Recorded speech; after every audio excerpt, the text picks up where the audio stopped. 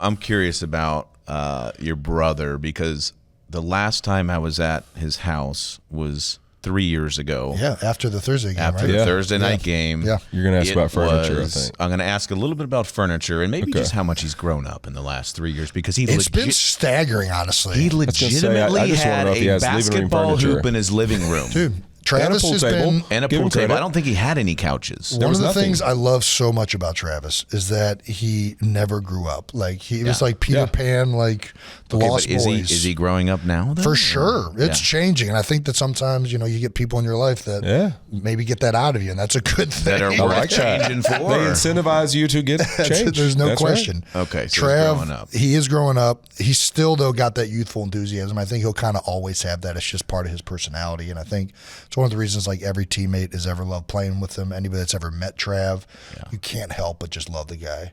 And he's a free spirit in the best possible way. Yes, he is. It's funny you bring up furniture. He bought, I don't know if I should share this.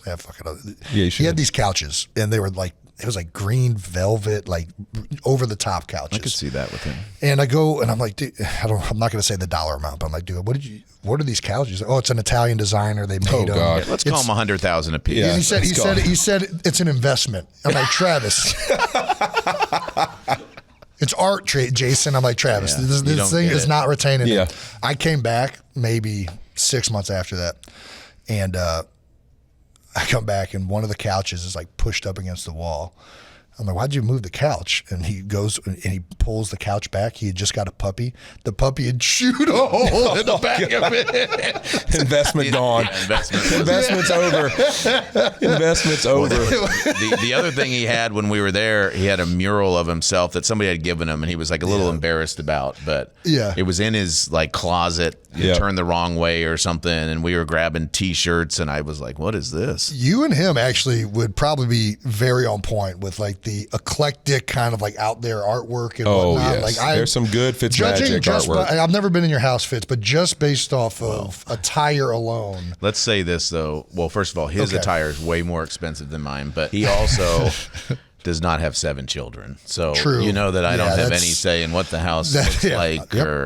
So we just have shoes. Think about this. Yeah. When the kids come home from school, let's just say mom and dad have taken their shoes off. The kids take their shoes off. Okay. There's 18 shoes on the floor. That's a lot of shoes. It's a lot of shoes. In the summertime, when we go swimming, everybody changes and they've got a couple friends over, and they swim, and they bring their towels inside. There's 14 towels on the floor in the house, spread throughout the rooms. There's a T-shirt here, a swimsuit there. It's not good. Yeah, that's a lot. It's not First good. time I realized how many kids he has, we were in Chicago for Thursday when they came the first year with you. The family came. And I was like, hey, man, why don't you pop in this place? I heard it's really good for lunch. And he goes, I don't know if you know this. It's not really easy to pop in and say, we need a 10 top. 9, please. We need a 10 top in 30 minutes. Like, we got 9 people. I'm like, holy shit. It really hit me. Like, damn, you go to lunch, it's 9 people. Trav, I don't know. He's got to be a cool uncle. He's the best uncle. He's going to be an awesome uncle. Playing with the kids. Every time they see him on TV or anything, they love Uncle Trav. Yeah. He's the best.